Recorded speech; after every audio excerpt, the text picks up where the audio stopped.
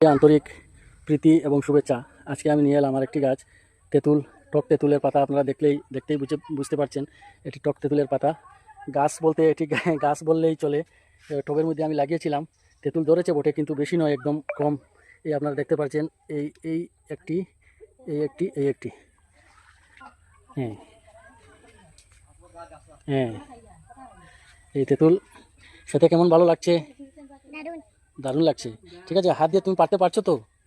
আচ্ছা আচ্ছা, ঠিক আছে। এই দেখেন কি সুন্দরভাবে তেঁতুল গাছের একটি গ্রাফটিং করেছিলাম আমি। গ্রাফটিংয়ের গাছ এই আপনারা দেখতে পাচ্ছেন, গ্রাফটিংয়ের গাছ তেঁতুলের একদম ছোট্ট গাছ টবের মধ্যে লাগিয়েছিলাম। তেঁতুল ধরেছে কিন্তু একটি, দুটি, তিনটি, চারটি, পাঁচটি তেঁতুল ধরেছে। ছোটি এই আর একটি ছোটি তেঁতুল ধরেছে একদম ছোটো গাছের মধ্যে। টবের মধ্যে গাছ লাগিয়েছিলাম, উনি হাত দিয়ে পারতেছেন। হ্যাঁ, পারো, আরেকটি পারো তুমি। হ্যাঁ, আরেকটি পারো। হ্যাঁ, খেয়ে নাও, খেয়ে নাও। হ্যাঁ, খেয়ে নাও, খেয়ে নাও। কেমন লাগছে? আচ্ছা আচ্ছা, ঠিক আছে। এই দেখেন তেঁতুল গাছে কীভাবে ধরেছে। তেঁতুল বেশি ধরেনি, গাছটি এখনও ছোটো রয়েছে। আশা করা যায় আগামী বছর আরও বেশি ধরবে। এটি আমি টবে লাগিয়েছিলাম, গ্রাফটিংয়ের গাছ। এই ধরনের ভিডিও পেতে সবাই সাথে থাকবেন, কমেন্ট বক্সে জানাবেন। পেজটিকে ফলো করতে ভুলবেন না।